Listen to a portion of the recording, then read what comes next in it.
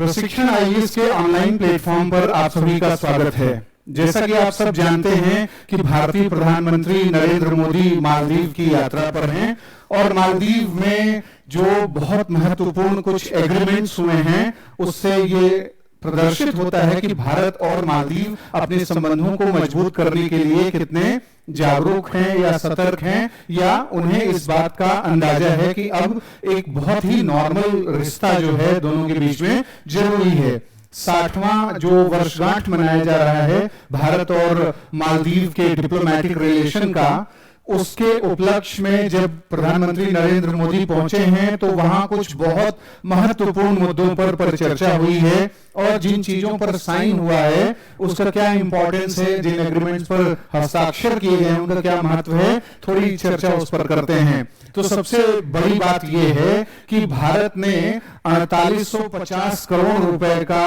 जो line of credit है वो दिया है मालदीव को, और ये जो लाइन ऑफ क्रेडिट है यानी लोन है ये दिया गया है किस चीज के लिए, इंफ्रास्ट्रक्चरल जो प्रोग्राम्स हैं वहां पे प्रोजेक्ट्स हैं और जो डेवलपमेंटल प्रोजेक्ट्स हैं उन सबकी फंडिंग के लिए भारत के द्वारा दिया गया है। दूसरी जो सबसे इंपॉर्टेंट बात है, लेकिन दूसरी बात करने के पहले हम ये जाने कि इंफ्रास्ट्रक्चरल डेवलपमेंट और जो डेवलपमेंटल प्रोजेक्ट्स चलाना है वो बहुत आवश्यक है मालदीव में, क्योंकि भारत एक डेवलपमेंटल पार्टनर के रूप में काम करता है। सबसे बड़े डेवलपमेंट पार्टनर के रूप में लगातार भारत जो है वहां विकास परियोजनाओं की फंडिंग करता है। तो भारत अपनी इस परंपरा को लगातार जारी रख रहा है इस माध्यम से भी। तो 4850 करोड़ रुपए का जो ये लाइन ऑफ क्रेडिट है ये इस बात का संकेत है कि कैसे मालदीव का पूरा जो इंफ्रास्ट्रक्चरल डेवलपमेंट है उसमें भारत एक अहम भूमिका अदा करने जा रहा है। दूसरी जो बड़ी बात हुई है वो ये है कि भारत और मालदीव ने अनाउंस किया है कि वो फ्री ट्रेड एग्रीमेंट पर वार्ता करने के लिए आगे बढ़ने जा रहे हैं। यानी ये ऐतिहासिक निर्णय है, बहुत ही स्ट्रेटेजिक मूव है ये कि भारत और मालदीव अब मुक्त व्यापार समझौता करेंगे, जिससे जो मालदीव के गुड्स हैं उनका एक्सेस बहुत आसानी से भारत के मार्केट्स में होगा और जो इंडियन गुड्स हैं उनका एक्सेस मालदीव के मार्केट में होगा। अभी हमने लास्ट एपिसोड में बात किया था जब भारत मालदीव के संबंधों की चर्चा कर रहे थे और ढेर सारे आयामों की चर्चा कर रहे थे, तो मैंने आपको बताया था कि जो मालदीव है वो साउथ एशिया में पाकिस्तान के बाद दूसरा देश है जिसने चीन के साथ मुक्त व्यापार समझौता किया है। लेकिन भारत के साथ ऐसा नहीं था, या साफ्टा के स्तर पर जो यानी साउथ एशिया में फ्री ट्रेड एग्रीमेंट है उसको सक्सेसफुल बनाने के लिए मालदीव कोई बहुत ऑब्लिगेशन, अपना दायित्व नहीं दिखा रहा था। इस हिसाब से ये एक ऐतिहासिक कदम है कि जो साउथ एशिया के देश हैं वो नॉर्मली चीन के साथ एफटीए या कॉम्प्रिहेंसिव इकोनॉमिक पार्टनरशिप एग्रीमेंट करते हैं, लेकिन मालदीव ने भारत के साथ एफटीए पर वार्ता करने का अनाउंसमेंट मिलकर के किया है। तो इससे क्या होगा कि जो एक इकोनॉमिक इंटीग्रेशन है, जो एक क्षेत्रीय एकीकरण है और जो आर्थिक एकीकरण है साउथ एशिया का और इंडियन ओशन रीजन में जिस तरीके से व्यापारिक एक्सेस बढ़ेगा वो एक बहुत महत्वपूर्ण कदम साबित होगा। तो ये बहुत ही महत्वपूर्ण मूव है। तीसरी सबसे बड़ी बात यह है कि जो डिजिटल इंफ्रास्ट्रक्चर है मालदीव में उसको डेवलप करने के लिए बात हुई है, उस पर एग्रीमेंट हुआ है। यूपीआई जो सिस्टम है भारत का उसको कैसे बेहतर तरीके से इंप्लीमेंट किया जाएगा उसको लेकर के एग्रीमेंट हुआ है। मौसम विज्ञान जो संगठन है दोनों देशों का, उसके बीच में मौसम विज्ञान जो सहयोग है उसको लेकर के एग्रीमेंट हुआ है ताकि क्लाइमेट चेंज और ग्लोबल वार्मिंग और जो जिस तरीके से आज harsh climatic conditions Indian Ocean region को प्रभावित कर रही हैं उन सबसे कैसे निपटा जाएगा, इस पर एक एग्रीमेंट हुआ है दोनों के बीच में। इसके साथ साथ जो वहां पर हाउसिंग प्रोजेक्ट्स हैं उन हाउसिंग प्रोजेक्ट्स की फंडिंग की भी बात करी है। भारत ने करीब 6 जो है high impact community development projects को मालदीव में चलाने की बात कही है, और वहां पर अडू वाला जो इलाका है उसमें अटॉल है, वहां पर रोड और जो अलग अलग जो है ट्रांसपोर्टेशन जो प्रोजेक्ट्स हैं उनको मजबूती देने के लिए एग्रीमेंट किया है। भारत और मालदीव ने फिशरीज सेक्टर में एक एग्रीमेंट किया है कि कैसे मत्स्य संसाधन की जो के क्षेत्र में जो सहयोग है उसको मिलजुल करके जो है आगे बढ़ावा दिया जाए, और ये बात जो है ब्लू इकोनॉमी पार्टनरशिप को आगे बढ़ावा देने में भी महत्वपूर्ण साबित होगा। तो इस तरीके से बहुत ही महत्वपूर्ण काम किए गए हैं। 72 व्हीकल्स जो हैं भारत ने उसको दिए हैं, और भारत ने मालदीव को यह भी कहा है कि वो डिफेंस और सिक्योरिटी के मामलों में लगातार मालदीव को मदद करता रहेगा, क्योंकि अभी बीच में ऐसा देखा गया था कि मालदीव का चीन के साथ जो डिफेंस पार्टनरशिप है या टर्की के साथ डिफेंस पार्टनरशिप है, ये सब चीजें देखी जा रही थी और काफी जो है आशंका जताई जा रही थी, काफी एप्रीहेंशंस थे लोगों के मन में, दुविधाएं थी कि मालदीव जो है भारत के साथ जो डिफेंस रिलेशनशिप है उसमें कैसे आगे बढ़ेगा, क्योंकि जो डिफेंस पर्सनल्स थे जिनको हमने मालदीव भेजा था, जो मालदीव के मैरीटाइम एरिया की मॉनिटरिंग कर रहे थे और सिक्योरिटी सर्विलांस कर रहे थे, उन्हें वहां के राष्ट्रपति मुइज़ु ने वापस भेज दिया था। तो उसके बाद लग रहा था कि क्या डिफेंस रिलेशनशिप मजबूत होगा। ऑफशोर पेट्रोल वेसल्स, जो अलग अलग प्रकार के बोट्स हैं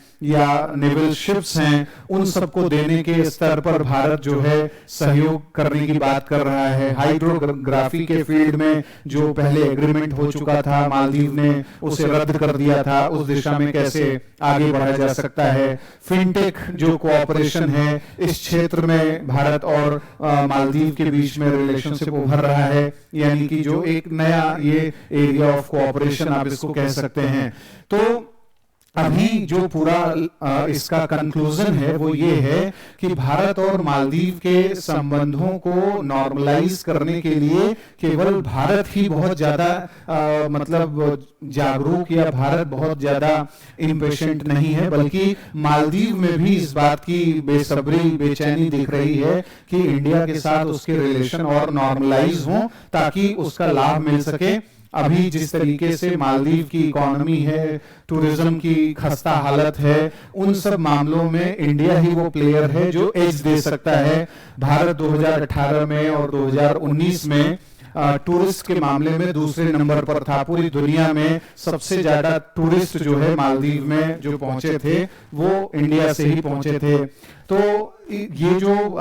टूरिज्म इकोनॉमी है इसको बूस्ट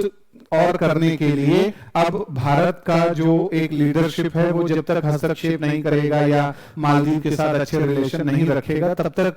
मालदीव के टूरिज्म को थोड़ा निगेटिव दृष्टि से अब लोग देखने लगे हैं, क्योंकि मालदीव का जिस तरीके से अप्रोच देखा गया भारत के लिए उसको बेस बना करके बहुत से जो बॉलीवुड के लोग हैं जो हमेशा साल भर जाते रहते हैं मालदीव में, अपना छुट्टियां मनाते रहते हैं, उन सब ने इसका बहिष्कार किया। इन सब चीजों में जो है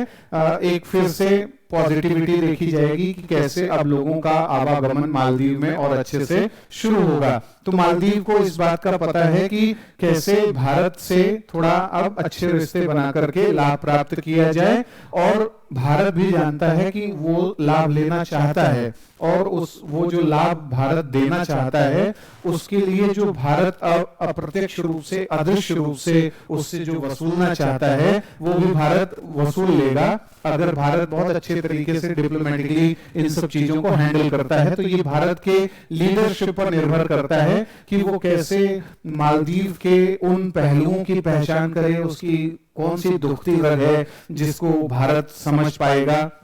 और इस तरीके से उसे क्रियान्वित करेगा कि मालदीव कभी भी भारत के साथ कोई बेईमानी न कर सके, बल्कि भारत के फेवर में काम करता रहे। और जैसा कि इब्राहिम सोलेह किया करते थे, आप सबको पता है कि 2018 में जब इब्राहिम सोलेह राष्ट्रपति बने थे तो उनके शपथ ग्रहण समारोह में पूरे विश्व से एकमात्र राष्ट्राध्यक्ष जो उनके शपथ ग्रहण समारोह में शामिल हुआ था वो थे नरेंद्र मोदी। और नरेंद्र मोदी का जो ये विजिट था इस बात का संकेत था कि इंडिया के बारे में ट्रस्ट बढ़ रहा है और इंडिया फर्स्ट की पॉलिसी पर मालदीव काम कर रहा है। और फिर 2019 में जब नरेंद्र मोदी दूसरी बार भारतीय प्रधानमंत्री बने तो उन्होंने मालदीव के राष्ट्रपति को अपने शपथ ग्रहण समारोह में बुलाया, यानी साउथ एशिया के सभी जो बिम्स्टेक के सदस्य देश हैं उन सबको बुलाया। तो ये जो मतलब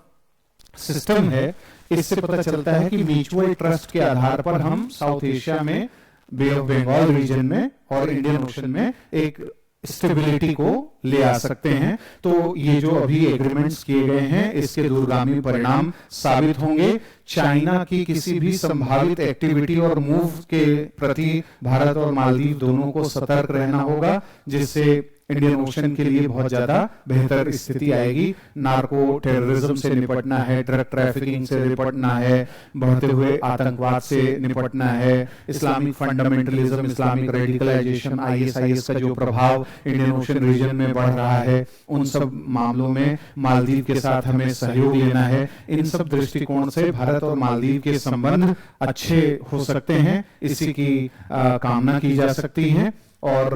भारत और मालदीव के जो ये बहुआयामी संबंध हैं और जिस तरीके से 60वीं वर्षगांठ मनाई जा रही है, वो निश्चित रूप से इनके बायलैटरल रिलेशनशिप को एक नया ऊर्जा और शक्ति प्रदान करेगी। तो आज के लिए इतना ही। अगले एपिसोड में फिर से किसी महत्वपूर्ण अंतर्राष्ट्रीय या अन्य मुद्दे पर मिलेंगे। नमस्कार।